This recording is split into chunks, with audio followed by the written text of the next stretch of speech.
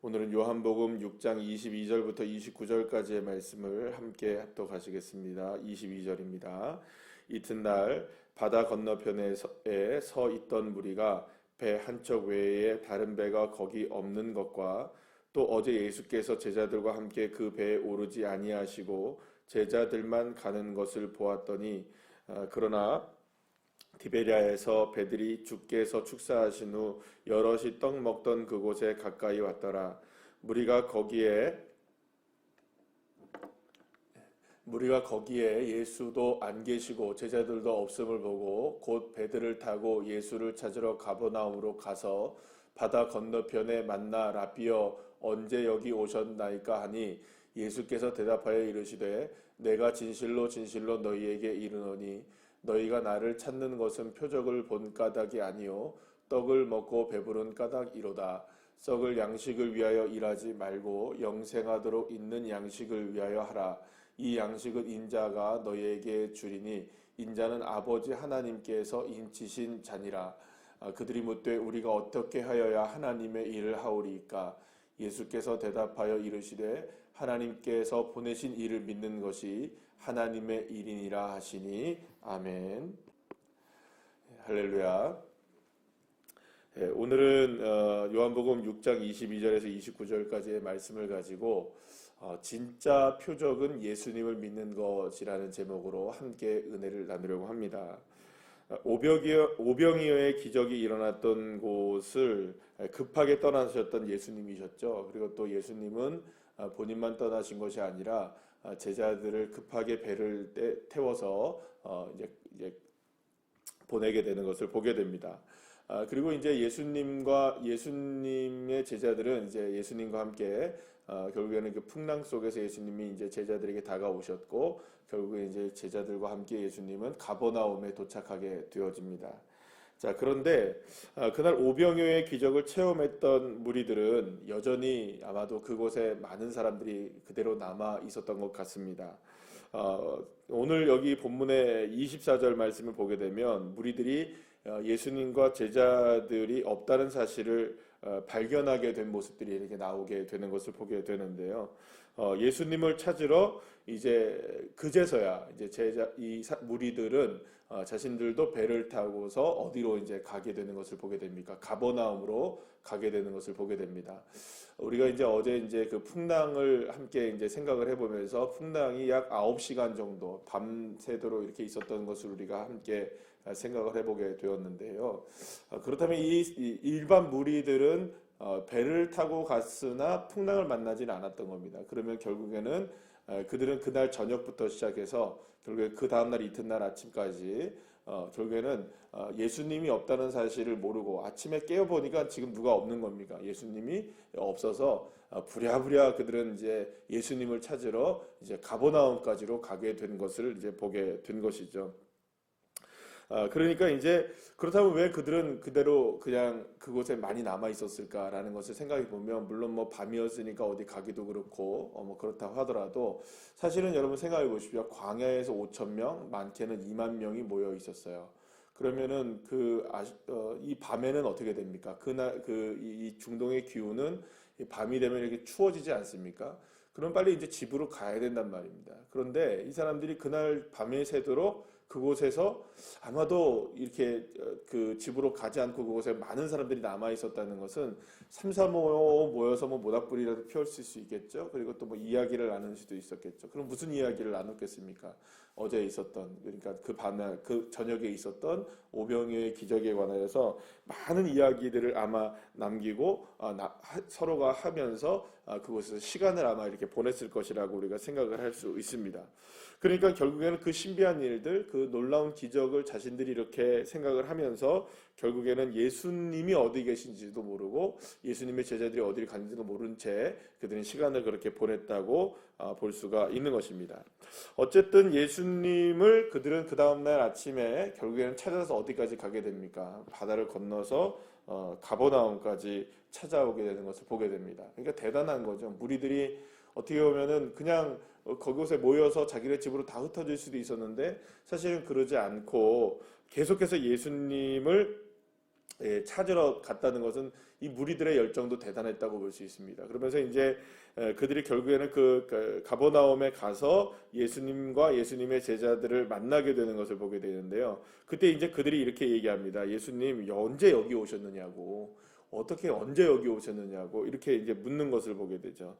사실은 예수님 언제 여기 오셨습니까라는 이 그 무리들의 질문은 여러 가지 의미를 포함한 것이라고 볼 수가 있습니다. 뭐 이 말에는 오병이어의 기적이 일어날 곳을 떠나서 예수님 어디 가십니까? 그러니까 기적이 있었던 곳을 왜 떠나셨습니까? 우리를 왜 버려주셨습니까? 뭐 이런 식으로 이제 이야기가 될 수 있는 것이죠. 또 한 가지는 예수님이 필요했던 이유가 분명해진 겁니다. 예수님만 같이 있으면 이제 배고플 일은 있습니까? 없습니까? 없다는 것이죠.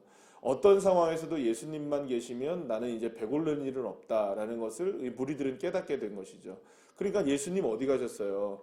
뭐 굳이 뭐 아주 너무 이제 이렇게 표현하면 어떨지 모르겠지만 예수님 아침도 주셔야죠. 뭐 이런 얘기도 될 수도 있겠고, 그러면 예수님 점심도 주셔야죠. 뭐 이런 얘기도 될 수 있다는 겁니다. 왜냐하면 예수님이 바로 그 다음 대답에 그렇게 말씀하시기 때문이죠. 오늘 본문 여러분들 말씀에 26절 말씀을 보시면 예수님이 언제 여기 오셨습니까? 라는 무리들의 대답에 뭐라고 대답을 하시냐면 내가 진실로 진실로 너희에게 이르노니 너희가 나를 찾는 것은 표적을 본 까닭이 아니요 뭐라고 말씀하십니까? 떡을 먹고 배부른 까닭이라 이렇게 얘기합니다. 표적을 본 까닭이 아니라 떡을 먹고 배부른 까닭이다. 이렇게 예수님이 말씀하시게 된다는 것입니다. 자, 그러면 여러분 좀 의아하지 않습니까? 이들이 지금 표적을 본 까닭이 아니라 먹을 것 때문에 그렇다라고 주님께서 이제 이야기하시는 거거든요. 그러면 표적과 예수님께서 오병이어를 일으킨 건 분명히 표적이 맞거든요. 그러니까 물고기 2마리하고 보리떡 5개로 5,000명을 먹여주셨으니까 그건 분명한 표적이겠죠. 그런데 예수님은 이들이 지금 보고 있는 것은 표적이 아니라 먹을 것 때문이다. 배가 부른 까닭이다. 이렇게 말씀하고 있는 것을 보게 됩니다. 그러니까 이 사람들은 지금 진짜 표적을 제대로 지금 알지 못한다는 겁니다. 그러니까 무슨 말이냐? 단순하게 그 표적이라는 그 기적이라는 그것이 도대체 진짜 의미가 뭐냐라는 것을 모른다는 거죠. 그러니까 진짜 기적이 뭐냐라는 거죠. 단순하게 우리가 생각했을 때는 배불리 먹는 것이 기적이냐, 아니면 기적은 다른 것이 진짜 기적이 뭔가 있느냐라는 것이죠. 예수님은 지금 그것을 지금 이 무리들에게 분명하게 말씀하고 있는 것입니다. 오병이어의 진짜 표적은 먹을 것이 생겨났던 것이 아니라 다른 것에 있다는 것이죠. 그렇다면 도대체 그 진짜 기적이란, 진짜 표적이란 무엇일까? 여러분, 그런 의미에서 예수님은 진정한 표적은 눈에 보이는 것이 아니라 우리 육신을 배부르게 하는 것이 아니라 우리를 영적으로 채워주는 영의 양식이라는 사실을 예수님은 우리에게 말씀해 주고 있는 것을 보게 됩니다. 자, 그래서 예수님은 분명하게 말씀하시죠. 27절에 보면 썩을 양식을 위하여 일을 하지 말고 영생하도록 있는 양식을 위하여 하라라고 말씀하시는 것을 보게 됩니다. 그러니까 진짜 표적은 우리에게 먹을 것으로 이렇게 드러나고 뭔가 이렇게 육체적으로 채워지고 우리의 부족한 것이 실제적으로 무엇인가 채워졌기 때문에 그 기적이 아니라 그 기적은 다른 기적이 있다는 것입니다. 영원히 변하지 않는 기적, 어제나 오늘이나 영원토록 변하지 않는 진실된 기적, 진리인 기적, 모든 것이 생명인 기적이 있다는 것입니다. 자, 사실은 우리 모두가 다 우리의 삶의 기적을 모두가 다 바라고 있습니다. 다 표적을 바라고 있습니다. 지금 뭐 우리가 겪고 있는 여러 가지 삶의 어려움 속에서 특별히 이런 코로나 때문이라도 아니라도 사실은 우리가 많은 어려움들을 겪고 있습니다. 코로나 때문이겠죠. 어제도 여기 우리 그 교회 앞에 좀 이렇게 쭉 걸어 보니까 이 상가들이 대부분 많이 문을 닫아 있습니다. 상가들이 왜 문을 닫았습니까? 이 코로나 전부 다 이렇게 써 있습니다. 코로나 바이러스 때문에 이렇게 잠깐 가게를 닫는다. 여러분 실제적인 어려움이 있겠죠. 당장 오늘 내일 지금 한 일주일, 2주일 동안 계속해서 문을 닫고 있는다고 하면 여러분 생계가 정말 걱정이죠. 그뿐이겠습니까? 여러 가지의 삶의 우리들의 문제들, 사실 요즘에는 아프다고 해서 아프다고 이야기도 못하는 그런 시간을 우리가 보내고 있지 않습니까? 그러니까 여러 가지로 우리의 삶에 지금 굉장히 기적이 필요합니다. 무엇보다 우리에겐 정말로 기적이 필요한 시간을 우리가 겪고 있죠. 자, 그런데 그러면 과연 지금 우리의 삶 가운데 모든 것들이 다 일시에 육체적인 이 모든 문제들이 딱 해결되면 정말 표적이 나타난 것인가?